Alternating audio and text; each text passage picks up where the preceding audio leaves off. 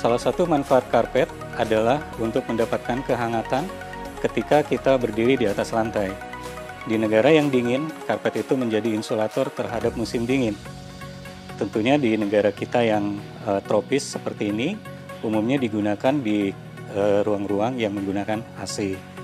Kemudian manfaat lain adalah kenyamanan, dan itu didapat dari benangnya yang ketika diinjak terasa empuk.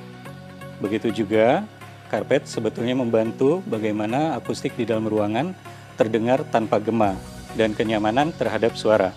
Kedua, tentunya kita juga harus mengerti faktor-faktor apa yang memungkinkan munculnya kebutuhan untuk memelihara karpet. Di antaranya tentunya adalah mengenai penggunaan karpet itu ketika adanya kotoran.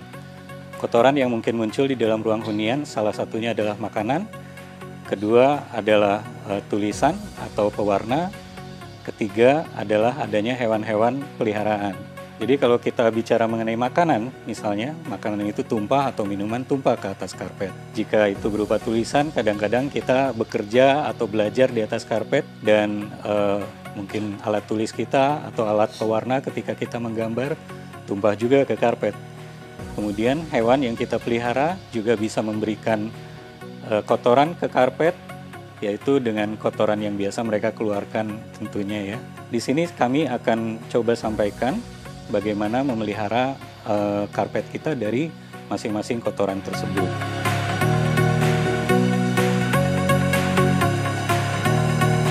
Pedoman pertama dalam memelihara karpet tentunya adalah bagaimana memelihara karpet itu terhadap kotoran. Salah satu caranya adalah yang disebut sebagai perimeter barrier atau penghalang, yaitu berupa keset. Nah, keset ini akan membantu menyaring kotoran yang akan masuk ke dalam area ruangan yang menggunakan karpet. Lalu yang kedua itu adalah pemeliharaan harian. Pemeliharaan harian di sini adalah pemeliharaan ketika karpet belum terlihat kotor sebetulnya, yaitu dengan cara setiap hari dibersihkan. Pembersih yang baik untuk penggunaan karpet yang berbenang tentunya adalah vacuum cleaner.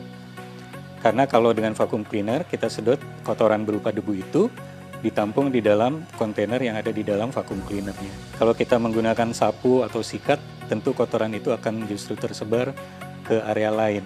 Yang ketiga adalah memelihara karpet dari kotoran yang jatuh di atasnya. Kotoran yang jatuh di atas karpet memiliki karakter-karakter yang berbeda. Hal ini menyebabkan kita harus segera membersihkan karpet seketika kotoran itu sudah jatuh di atas karpet. Nah, contohnya adalah misalnya kotoran yang dijatuhkan oleh hewan tadi. Bagaimana kita mengenali contoh tersebut begitu ya. Jadi kita harus melihat bahwa karakter hewan ini berbeda-beda. Kenali dulu bagaimana biasanya mereka membuang kotoran. Kemudian latih tentu saja. Namun ketika bagaimanapun kotoran itu jatuh di atas karpet, kita kenali satu dari bau tentunya. Jadi segera ada bau yang aneh, carilah kotoran itu ada di mana, dan kemudian bersihkan dengan metode yang tepat. Nah, pertama-tama kita bersihkan kotoran itu dengan menggunakan air bersih saja. Jangan khawatir bahwa tidak akan hilang. Ada beberapa kotoran yang memang bisa dibersihkan hanya dengan menggunakan air bersih. Caranya adalah dengan menggunakan lap yang dibasahi oleh air bersih, kemudian dioleskan atau kita biasa sebut dipuk-puk ya, seperti kita menaburkan bedak misalnya, tapi dengan menggunakan lap yang menggunakan air bersih. Nah, kemudian jika kotoran tidak hilang dengan air bersih, maka kita bisa menggunakan air bersih yang hangat. Jika ini juga tidak hilang, maka kita mulai harus menggunakan bahan kimia. Nah, mengapa kita harus mengurutkan cara membersihkan karpet tersebut? Itu karena ada beberapa benang yang menggunakan warna yang mudah larut jika menggunakan bahan kimia, atau sebaliknya juga membuat warna itu justru menjadi lebih permanen.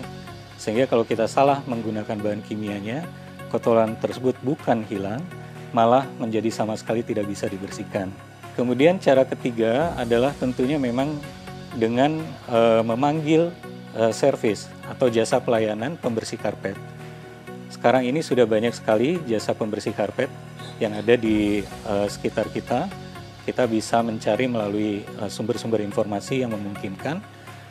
Nah, tapi jangan lupa bahwa sebetulnya setiap pembersih karpet juga harus dibantu untuk mengenali karpet kita, benangnya dari apa, kemudian juga kotorannya apa.